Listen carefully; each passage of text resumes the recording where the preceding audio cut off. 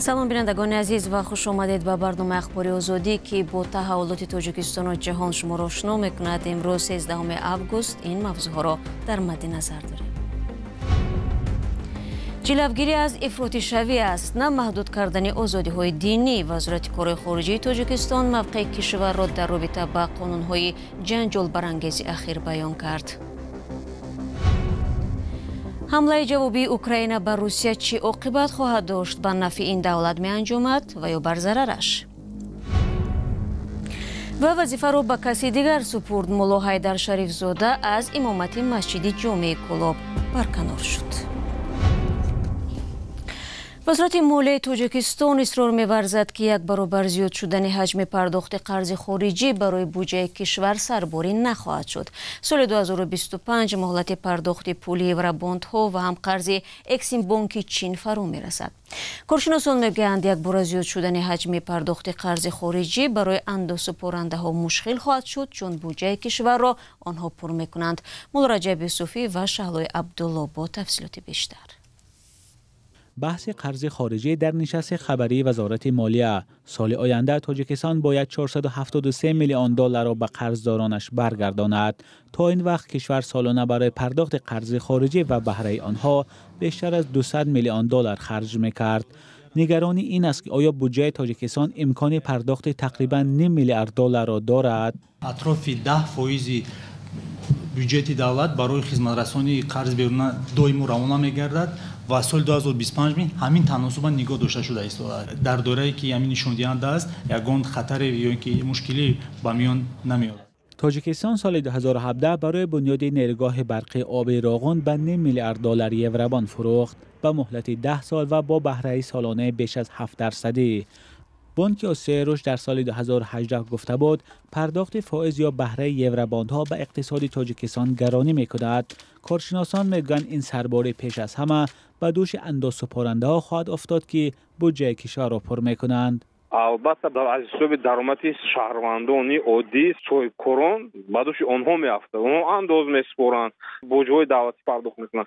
به طریق یک سری زنجیری تاثیر رساند به آنکه دولت وادار شود پرداختی که پیش بینی کرده است بلند بردارد. قرض خارجی تاجیکستان تا 1 ایول سال 2024 به 3.2 میلیارد دلار رسیده است. تقریبا 900 میلیون دلارش از چین است. تاجیکستان همچنین از مؤسسه‌های مالی جهانی از جمله بانک جهانی، بانک آسیای رشد، بانک اسلامی رشد و بانک اروپایی تجدید و رشد قرضدار است. مولو رجب یوسفی، شهلای عبدالله، آزادی دوشنبه. رو می‌ریم به موضوع دیگر. توجیکستان واکنش‌ها به طرح نوی قانون جشن و مراسم رو اغوا انگیز نامید. وزارت کارهای خارجی امروز در دوشنبه نشست دایر کرد و گفت که هدف توجیکستان از قبول این قانون حفظ ارزش‌های ملی و پیشگیری از افراط‌شوی است. مقامات رسمی و روحانیون گفتند معیارهای این قانون خلاف ارزش‌های اعتقادی اسلامی و عموم بشری نیست. همکارانم ارشاد سلیمانی و امیر ایسویف نیز در این نشست اشتراک داشتند. وزارت کارهای خارجی تاجیکستان در یک نشست با حضور دیپلمات‌های خارجی مقیم دوشنبه و رسانه‌های بین المللی واکنش‌ها را به قانون نوی جشن و مراسم تنقید کرد و اغوا انگیز نامید. ما بسیار متاسفیم که وقت‌های اخیر از جانب گروه‌های تخریبکار و تفریق انگیز در بعضی مناطق جهان که پیشرفت و شکوفایی کشور ما را نمی‌پسندند اظهار عقیده و حتی عملکردهای ناسالم صورت می‌گیرد. اما در اصل حکومت جمهوری تاجیکستان برای حفظ اصالت فرهنگی و تمدنی و تاریخ کهن‌بنیاد خود به مردم کشور توصیه می‌دهد که از تقلیدکاری و بیگانه پرستی و زاویه پرستی باید دست کشید و حد الامکان از لباس ملی استفاده نمایند.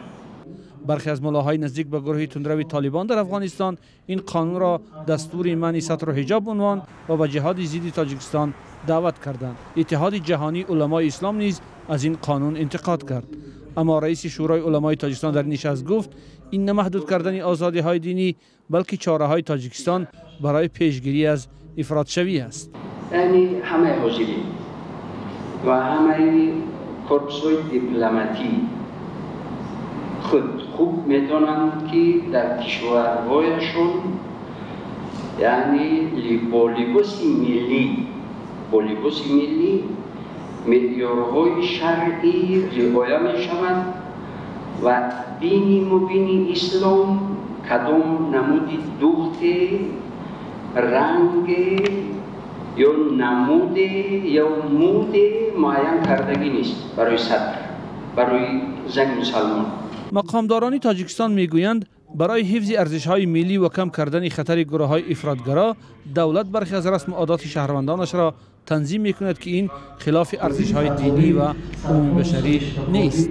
قانون جمهوری تاجیکستان هم درباره مسئولیت پدر و مادر در تعلیم و تربیت فرزند، هم درباره تنظیم عنعنه و جشن، درباره تنظیم جشن مراسم با پررگی مطابق به طلبات ارزش‌های دین مبین اسلام، مطابق به طلبات ارزش‌های ملی خلق تاجیک میباشد.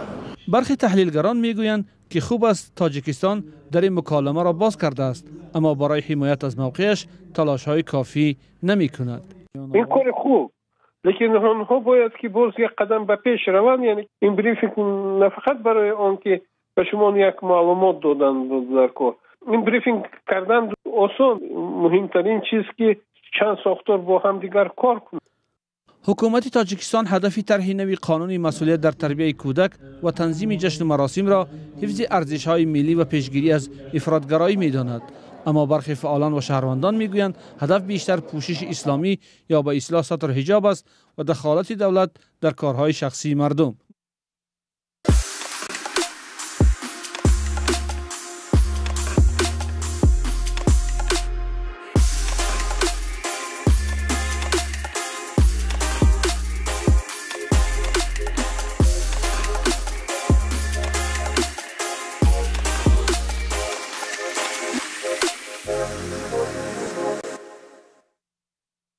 شما برنامه اخباری رادیو زودی رو تماشا دارید.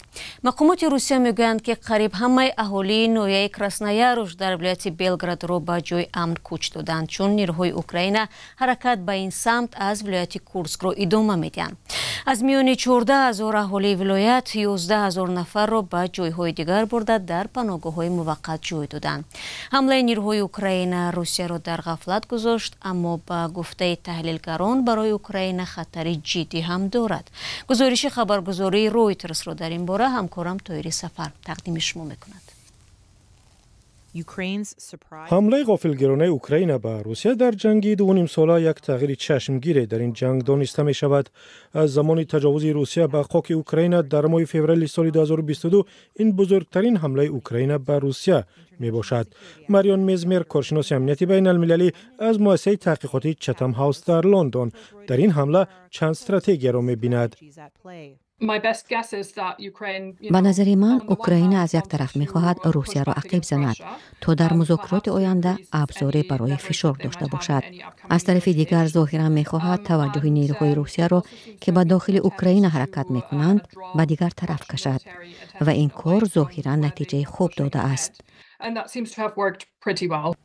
اوکراین تاکنون قلمروهایش را از دست می‌داد. میزمر میگوید این حرکت اوکراین خطرناک نیز است. یک خطرش این است که تعداد سربازان روسیه نظر به اوکراین بسیار زیاد است. اگرچه اوکراین توانست نیروهای روسیه را کمتر کند، ولی تلفات خودش زیادتر است.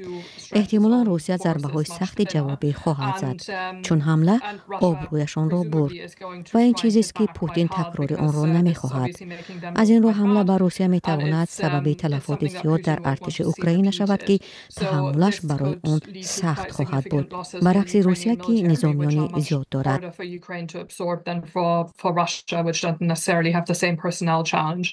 به قول میزمر، حمله جوابی اوکراین برای مدتی هم باشد سربازان این کشور را روح بلند کرده است. با اندیشه من حمله جوابی بر روحیه آنها تأثیر زیاد گذاشت. یعنی اوکراین ها می دانند که اگر این جنگ خوب انجام نیابد برایشان بد می شود. از این رو عزمشان قوی است و در پشتی حکومتشان ایستاده‌اند. با فکر من این حمله جوابی موفق نشان دهنده آن است که آنها فکر می کنند اوکراین جنگ را می برد. این زمان ممکن است در صورت شدت گرفتن حمله های روسیه نتیجه دیگر شود. فرمانده ارتش اوکراین روز دوشنبه گفت که نیروهای آنها از زمان هجوم به ولایت کورسک روسیه در هفته گذشته 1000 کیلومتر مربع خاک روسیه را تحت نظارت درآوردند. برمیگردیم به تاجیکستان. ملا حیدر شریفزاده روحانی شناخته و عضو شورای عالی تاجیکستان در سالهای 90 از مقامش در مسجد جمعه مرکزی کلاب کنار رفته است.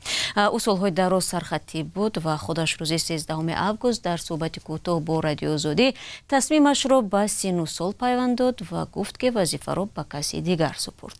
ملا حیدر شریفزاده 78 ساله است. به جای اون نفر دیگر را تعیین کردند. ملا حیدر شریفزاده در گیرودارهای داخلی سالهای 90 شرکت فعال داشت و از طرفداران حکومتی حاضره تاجیکستان به شمار می رفت. اگرچه چند سال آخر از سیاست کنار رفت و به سرخطیبی مشغول بود، نامش چند دفعه در پیوند به اظهاراتش درباره اشتراک جوانان در جنگ عراق و سوریه، تشکیل کتابخانه و کم کردن مسجدها و ساختن خانه‌اش در سرخط رسانه ها جای گرفت. می رویم به ولایت سوخت. با وجود بسته بودن مرز قرقیزستان، مقامات تاجیکستان امسال چند انتقال غیرقانونی مال و محصولات را آشکار کردند. ماموران آژانسی مبارزه با کروپسیا در سوخت میگویند نفرانی را دستگیر کردند که یک داروی خطرناک را به کشور وارد کردن می‌فروختند. فرزان محمدی در این باره گزارش می‌دهد.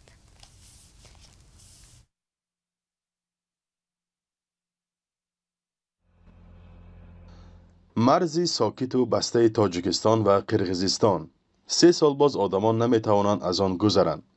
انتقال مال و محصولات هم اجازت نیست. اما به گفته ماموران مبارزه با کروپسیا در ولایت سوخت، صدها قوطی میدکس از همین جا گذشته است. داروی برای طبابت چشم که در ترکیبش مواد مدهوش کننده داشته است و استفادهش در تاجیکستان محدود می باشد. شهروان رحیمов مروجان و عثمان بهادر با فروش غیرقانونی میدکس مشغولند. 1226 دانه قوطیچه میدکس یافته گرفته شد. نسبت نامبردگان پرونده جنایتی با ماده 206 و 289 که قاچاق چخیلی که شما گفتین قاچاق وارد شده است.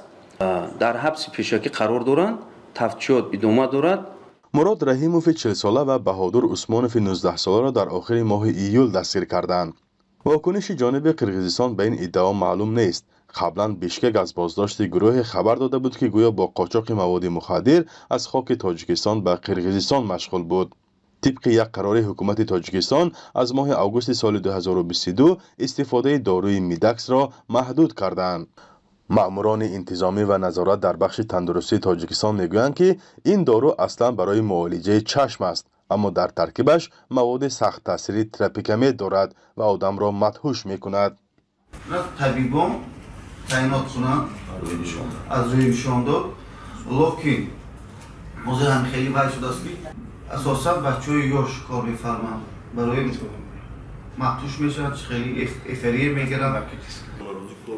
یک سؤال خبرنگاران از نمایندگان اداره‌های دولتی هنگام نشست‌های مطبوعاتی این بود که چگونه یک مواد استفادهش محدود از مرزهای بسته تاجیکستان و قرقیزستان وارد شده است. شهروندان از جمهوری قرقیزستان توسط دهه ارقه جمهوری قرقیزستان و دهه خستوار زینویه بوجون غفور که جمهوری تاجیکستان آن را بدون نظارت گمرکی با طریق چپراه‌ها وارد کردند. این منصبدار میگوید در تقریباً 500 کیلومتر خط مرز بین ولایت سوخت تاجیکستان و بادکند قرقیزستان 164 چپراه هست. این است که به گفته او با وجود کنترل سخت قانونشکنی زیاد را در مرز ثبت کردند. تقریباً 200 حالت در نیم سال 2024. 60% آن از حدود قرقیزستان. قاچاق میدکس یکی از همین موردها بوده است. فرزان محمدی، رادیو آزادی، ناحیه باباجان غفورов. دوستان عزیز، 15 دقیقه که در اختیار داشتیم به پایان رسید. تشکر که تا پایان برنامه ما را تماشا کردید. البته خبرهای از این بیشتر چون همیشه در وبسایت azadi.org و صفحه های رادیوی آزادی در فیسبوک و اینستاگرام، ایکس و تلگرام، تیک تاک و یوتیوب دسترس کردن می توانید. تا دیدار نوبتی خود را از آن احتیاط کنید. وقت و نگهبانی هر یک شما باشید.